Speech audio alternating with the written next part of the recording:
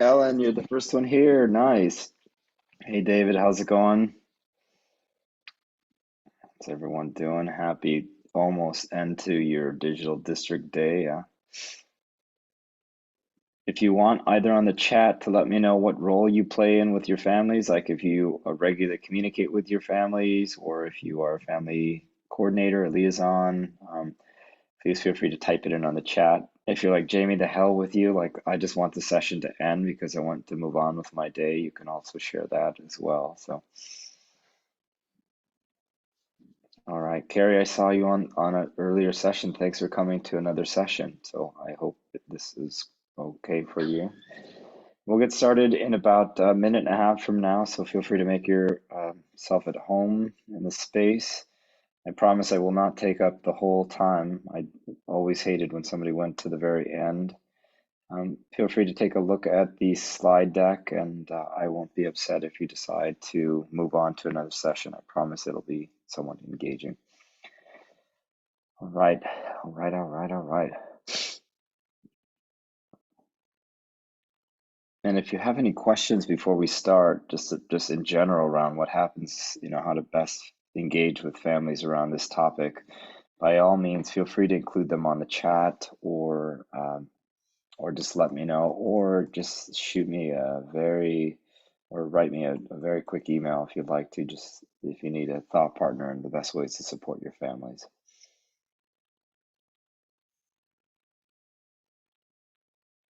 All right.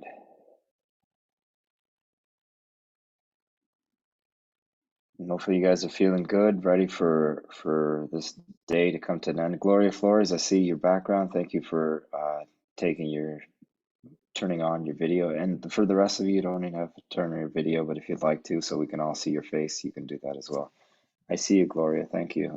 I acknowledge your expressions. All right, it is now 2:40. Let's get into the space and let's connect. Take a moment if you have to go through this process. One, hopefully last time to sign into the session. If you haven't done so already, please take a moment to screenshot that or include that in your space. I'll give you about another 10 seconds to get that, as I don't know what the requirements are, what you guys all need.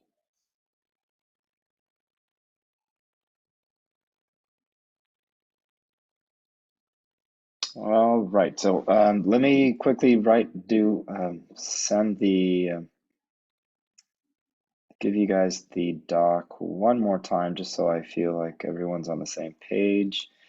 And if you come in between one more time, I will send it at the very end of your session.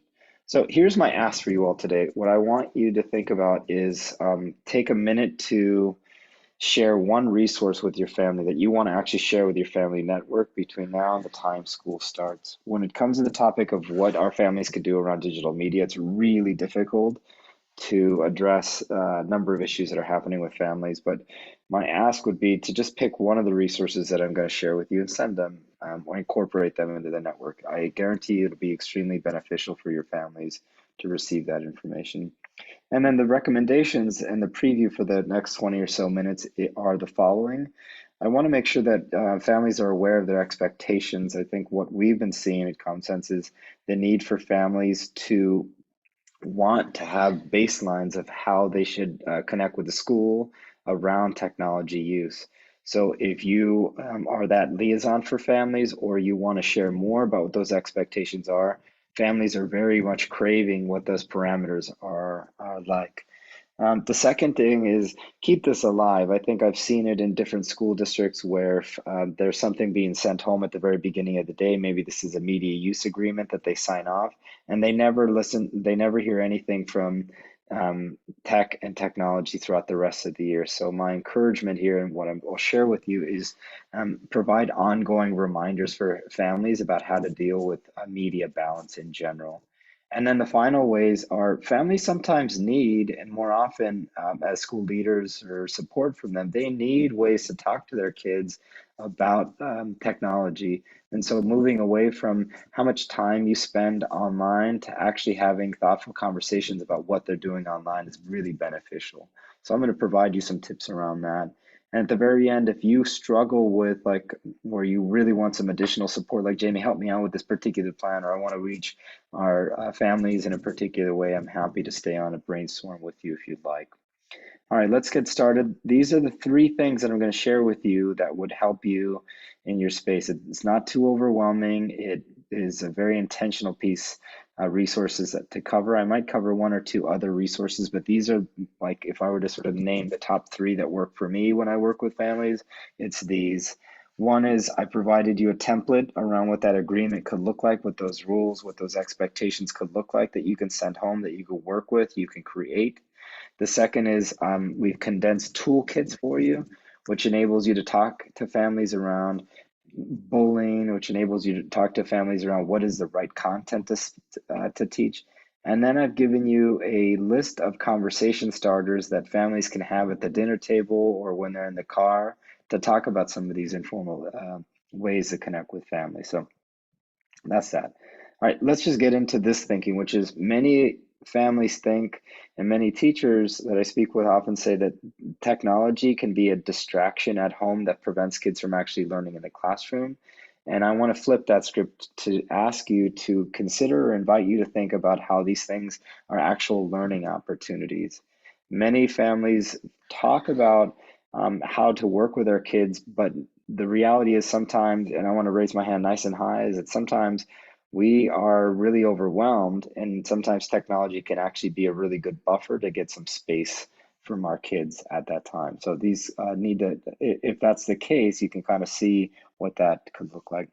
And if this is not as important, if you think like halfway through the year, this talking and partnering with families around digital agency is not as important as other things. Let me kind of just remind how all this actually has an impact in the classroom. Sometimes families talk to me and they say, my kids are actually grappling with and really struggling with tech misuses at home. I can't get them to turn the iPad off or the phone off after 11 o'clock at night. And that has implications, right? If they have a really hard time getting to school on time, if you notice that you're a teacher on the call and you have those parent meetings and kids are really struggling at home getting to school on time, this could be a really struggle to incorporate. So I have that. The next thing I think is making sure that we move families away from just talking about time and talking more about quality of what they're doing with the content that they're actually spending on. So here's sort of what my sort of like a three-step process that I always keep in mind when I'm working with teachers or school leaders to consider. The first thing is, if you work with teachers, if you're a teacher on the call, is share your tech list. What are the applications that your kids are going to be on this year that might be beneficial for your families to know? So if you're going to be using YouTube regularly, let families know that you'll be using YouTube regularly. If you're very much thoughtful about your planning, you may want to include some of those links, but at the very least, don't rely on the clever platform to say these are all the things that we cover and generalize. Try to get a little bit deeper than that and provide either a one pager for families or incorporate that into your communications with families.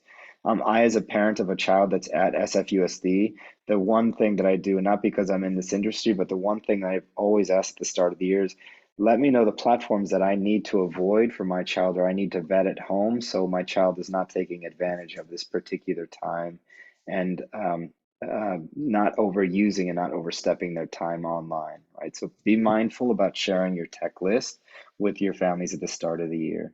I provided for you, if you are interested, this is more connected to teaching about literacy and agency skills, but I provided you a general template that you can use to transform or utilize in that space. So you can click on this link and it would provide you with an actual template that you can then use to modify and to talk about the overall skills that you're hoping to teach as a skill set. Now, if you don't work directly with families, one of the great ways that you can be of a support if you're a liaison, if you're working informally with them, is to ask families to better communicate, or I should say communicate with their teachers around what technology is being used, and to see if there's any guide or tutorials that families can have so they can better feel equipped to helping their kids at home.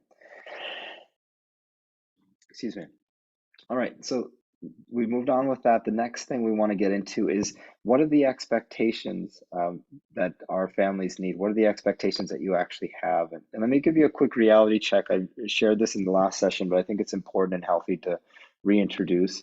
There's a huge trend, and there continues to be a huge trend of our kids being extremely curious online, right? We know that the site, as I mentioned in the previous session, that the site Omegle enables kids to talk to strangers.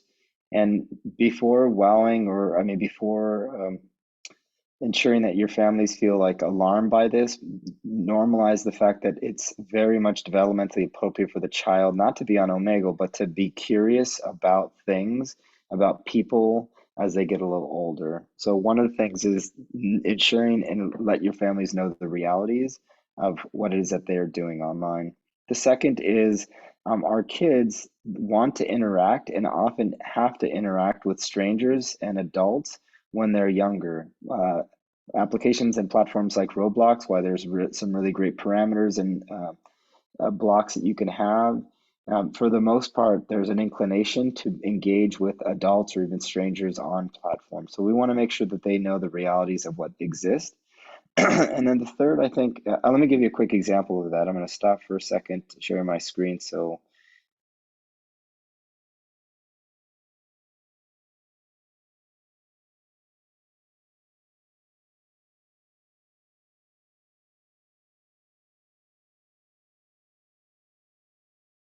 share this very quickly with you. You can kind of see that I've love sharing this example. This is from Roblox. They released a video chat. I want you to pay attention in the 20 seconds, the character who, how many people he ends up speaking with in this space. Oh my god, I can hear people. Oh my god. I gotta test this out real quick, bro. Green dude, come on. You can hear me, right? So yeah, I can hear you. Oh my god, this is my first time hopping on. I'm so mad that I missed the 30-minute mark on this, bro. Um, I don't know what to say. Like, I'm honestly just shell shocked right now. Like, this is actually happening. So what I'm trying to sort of exemplify here, share, demonstrate for you all is sometimes with features like in Roblox voice chat feature, there is sort of this nuance of who to talk to and how to connect with others, right? So, and then I think the final piece to just like ensure that this is important is our kids love posting as they get a little older, often risky activities, and that often is not. Is can be extremely harmful, but it's also an opportunity for families that kind of talk about those calculated risks that kids need to not take or actually take in their own lives, but to ensure that families know that this is part of their developmental sort of process. This is their own sort of insight into how they both socialize in these particular spaces. All right, what do we do sort of with this experience? I think the first thing is, and I provided you this link, which is share an agreement with them. Again, you can use this as a template, but the important thing here is to make sure that families are sent home with an expectation of how technology is used in the classroom, but more importantly, what you expect from them at home. Families really, really can help to support those efforts if you connect with them around that. And again, I think when we have agreements at home and you can curate that, students are often feeling rested because they're able to understand what their parameters are. They feel safe knowing that, you know, what to do in case they feel uncomfortable in a particular space. And then they also feel heard. Sometimes when families actually allow their kids to provide the rules or expectations around digital media use, it can be extremely beneficial. Excuse me, everyone. All right, that's the expectation piece. The third piece is I want to make sure that we bring this to life. And so the next section is really think about how you can make the partnering around digital agency more ongoing. So we want to provide ongoing tips. What I've given you here is another template here. This is, you can build off of this. I've screenshotted one example here around media balance, but the key in all of this is can I calendar out this week or this year a week in time or a month in time to share ongoing tips with your families? This is really, really helpful, even if you just take one, right? This week, try doing this with your family. It's really helpful to connect families, not only with you, but it also empowers families to have those conversations if they feel like they're disconnected with their child around tech use. Now, feel free to use that as an actual resource. If you're like, Jamie, how do I build that out? Reach out to me. I can give you an entire catalog and library of tips and statements that you can share out with your emails, or you can add to the conversations that you regularly have with families. Let me take a moment now to just pause to see if there's any questions or just comments before we close off with some other pieces or our final piece. The materials you mentioned, do you have them in Spanish and Chinese? Yes, we do. We have Chinese and Spanish version, as well as some additional languages like Arabic and Vietnamese and some other ones. I can share that list with you as well. So, Thank you. yeah, thank you for a great question. The link to the slide, let me share it one more time with you all, just so you have a connection. There you go. Yeah, you are welcome. All right, any other thoughts, anything like, Jamie, I can't do this because I don't feel comfortable in, or any other general questions that you all have before we close off with, what does this all mean and how can we actually go a little bit deeper into sharing these resources? Often when I speak to parents, they feel that they're not doing what they're supposed to do. And I point out to them that, well, maybe you got 2 jobs or. So one of the things they're always trying to find out is, because I currently work at a high school, how their high school kids maybe could help the younger brothers and sisters at home, like elementary or maybe even middle. I tell them not with the middle is better if the parent is involved, but maybe with elementary. And I was wondering if you had any experiences you could share with us about how other families are dealing with this. Yeah, I think, thank you for sharing that. I think it's a very helpful and a very spot on question. So a few things, some of the realities that families, and since the pandemic, there's been a sort of a loosening of what technology and how kids navigate technology is. And the first encouragement is families have to get on the same page about what they want their digital media and their digital diet to actually look like. So when I talk to parents, it's, if you're overwhelmed, come up with 3 things that you can do with your kids this week or this month, today, to establish and reestablish the norms. It could be as simple as at 9 o'clock, all the devices go away. It could be as simple as every week we share about something positive that we saw online. We want to build in that cohesion, that connection. And then with high school age kids, mentoring their younger kids, a lot of the resources for families are really about helping to support the child to identify how they see themselves in online spaces. So if they're constantly sharing videos that are not developmentally appropriate for their younger brothers and sisters, how families can talk about some of those things. Like, when you share videos, here's what we expect as a family, so the younger ones don't actually see that. Families have to have those conversations, and it brings me to the sort of segue that we'll get into in about 10 seconds. That I've give some conversation starters, but those are kind of the baseline starts. And I can help you at the high school level if you want to just come up with some strategies depending on your skill, depending on some of the needs in at the particular school that you're at. Let me think one more time. All right, let me close you all just so we can get to that last piece that I just mentioned to you. It's like, well, what does this all mean?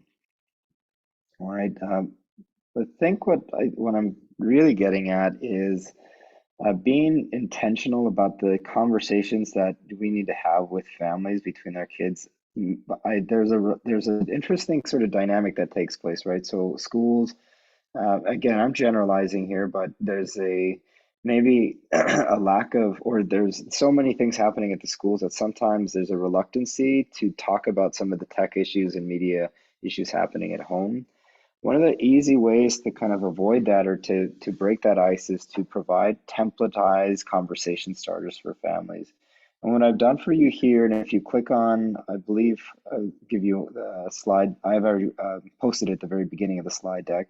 What we've done at Common Sense is provide grade level family conversations that you can have, where you can easily copy and paste this and send this out to your families. This is a conversation around how families can talk about the relationships that kids spend or build online. And we very much templatize it, where there's some very specific things to talk about, right? Like, what are some ways you can keep online interactions fun and friendly when you're engaged, to, hey, you watched the video something, that is interesting. Can you tell me a little bit about it to build some of these skill sets? So these are all small pieces or questions to families can ask that I think can be extremely beneficial in this. And again, let me reference this at the very beginning so you know where these things are at. These conversation starters are found on this particular link. All right, with that, I will close off our session. I'm happy to go through some of them, but I just want to be mindful that it's 3 o'clock. We can go another 15 minutes. My hope is in the next 10 minutes, we can actually have a much broader conversation about your specific needs. So either on the chat after you provide your feedback, feel free to share your questions or comments, some of the techniques you use to support your families around digital agency, or questions that you might have, or even things that you do that could be beneficial to your family. So take a moment to both fill out your feedback and either write your questions or comments on the chat, and then we can close off.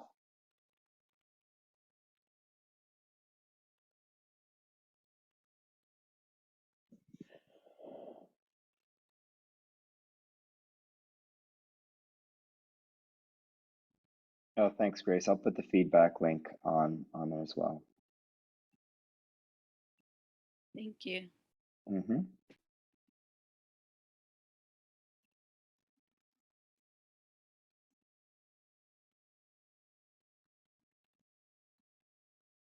All right.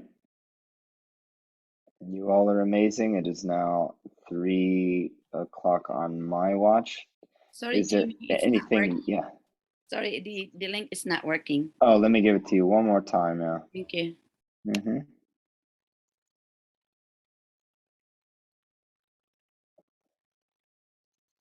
There you go. There's a direct link to the feedback if you like. Thank you. Uh-huh. Are there anything that you all are considering in your classroom, or anything that you all feel that you would need some support with, or any skill sets or any techniques that you use with your families to talk about digital agency? Mr. Law, it looks like you're smiling, maybe wanting to say something in your picture, so maybe I'll just start with you if you'd like. And if you're like, Jamie, it's 3 o'clock, I don't want to talk at all, I can also respect that as well.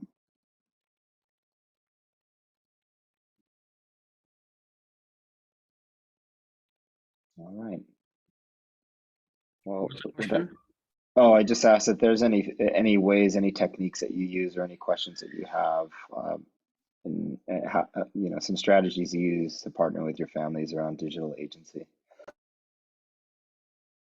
I'm that horrible teacher that randomly calls on his students, so pardon the intrusion at this hour of the day.